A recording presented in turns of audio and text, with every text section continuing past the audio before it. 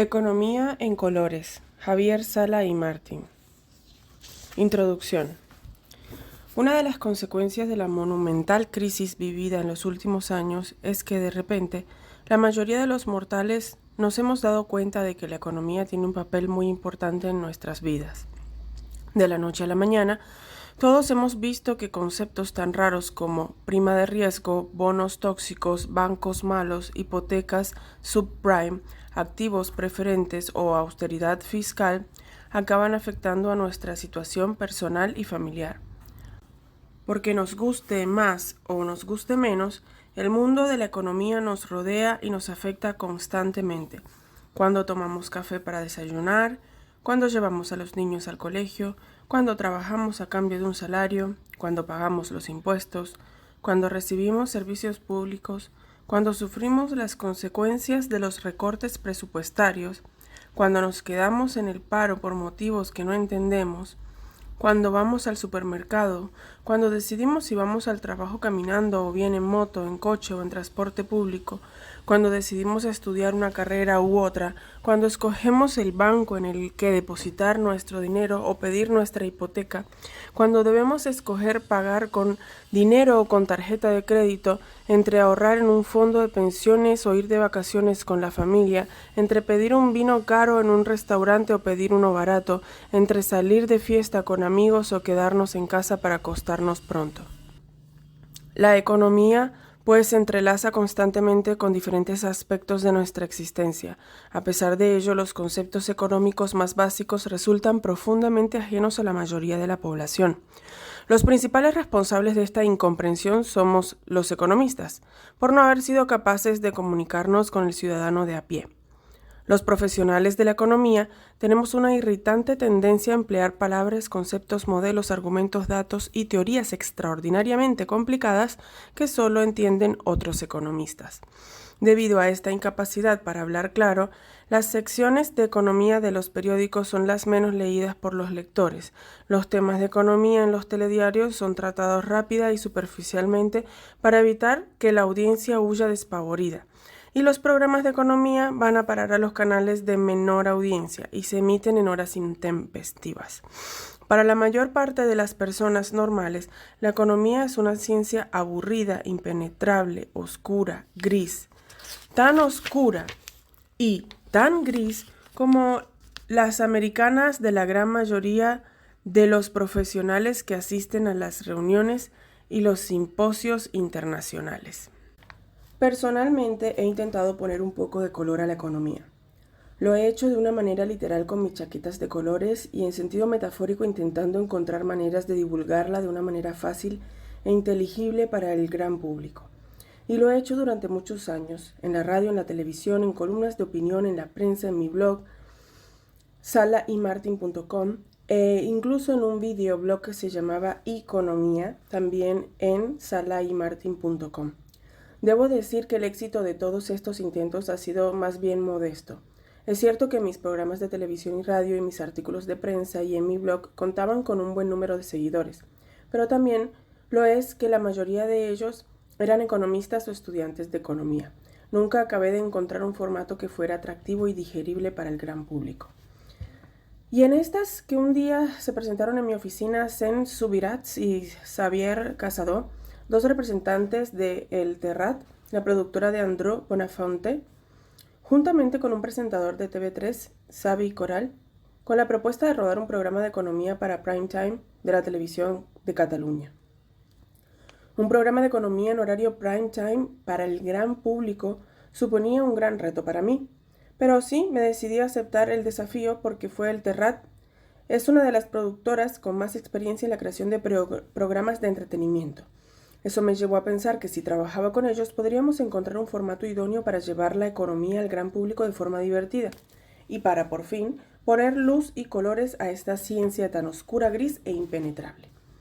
Tengo que decir que, a pesar de la reticencia inicial, la idea de innovar en el mundo de la televisión me sedujo.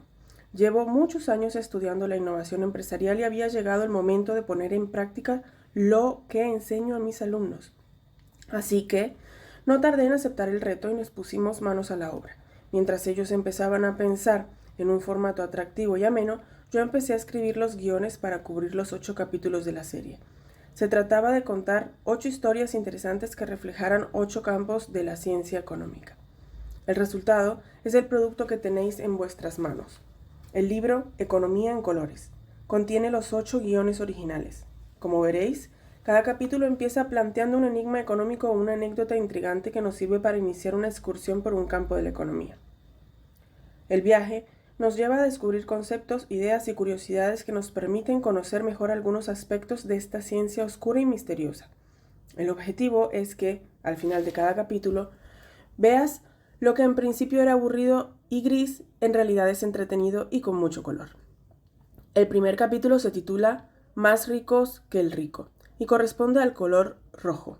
En él hablo de la riqueza de las naciones, del PIB o Producto Interno Bruto, y de cómo la división del trabajo y el intercambio resultante de la revolución cognitiva que el Homo sapiens experimentó hace alrededor de 100.000 años han hecho posible que el ciudadano medio de países medianamente ricos alcance unos niveles de bienestar y riqueza que superan a los de la persona supuestamente más rica de la historia, Mansa Musa de Mali. En el segundo capítulo, el color lila, titulado ¿Quién sabe hacer una galleta?, explico que el motor del progreso de la humanidad son las ideas. En él, explico cómo los descubrimientos y la conectividad han ido abriendo puertas y ampliando la gran casa del conocimiento, hasta lograr crear el gran cerebro colectivo global.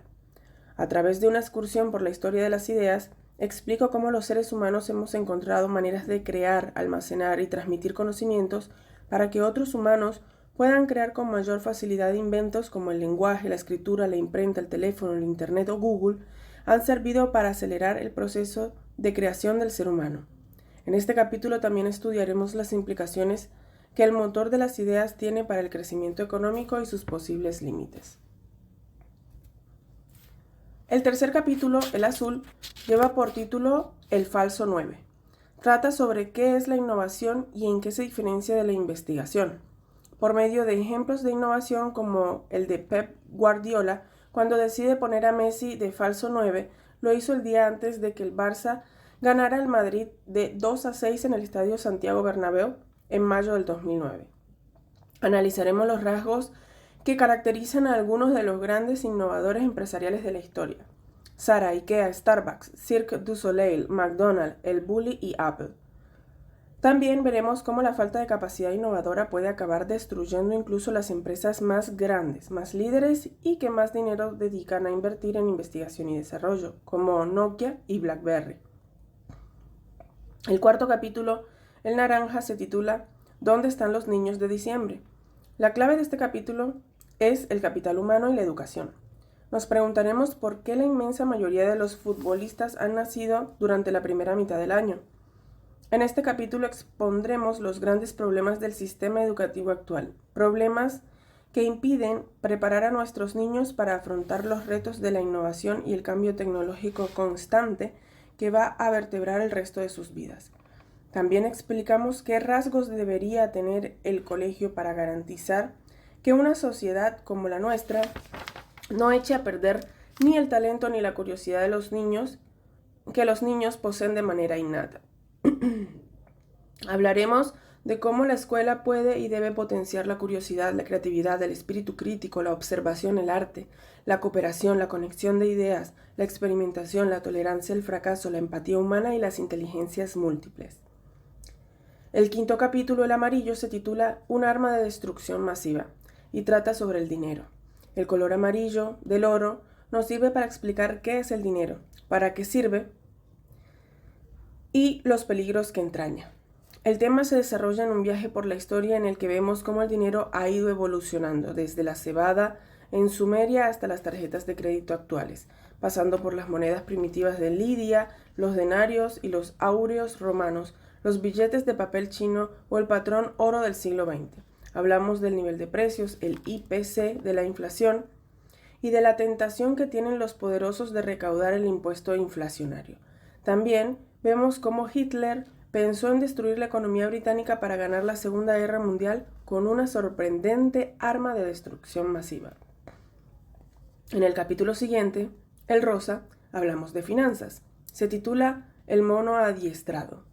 Después de destacar el peligro que la especulación desbocada y las burbujas financieras pueden representar para la estabilidad económica, explicamos la necesidad de disponer de una serie de instrumentos financieros para canalizar el dinero que tienen los ahorradores hacia las necesidades de los inversores. Hablamos de bonos, de agencias de rating, de bancos centrales, de pánicos bancarios, de acciones de bolsas y de las diferentes estrategias utilizadas por los expertos para augurar si la bolsa subirá o bajará.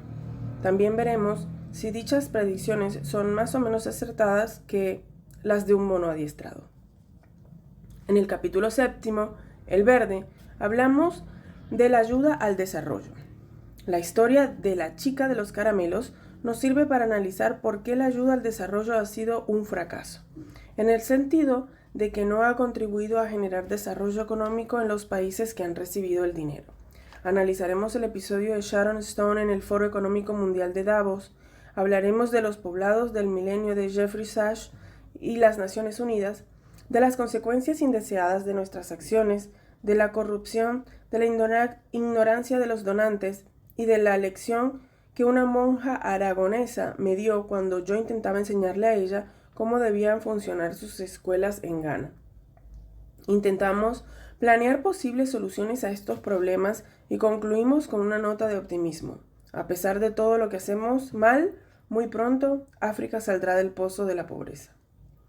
Y acabamos con el capítulo Granate. El penalti al estilo Panenka.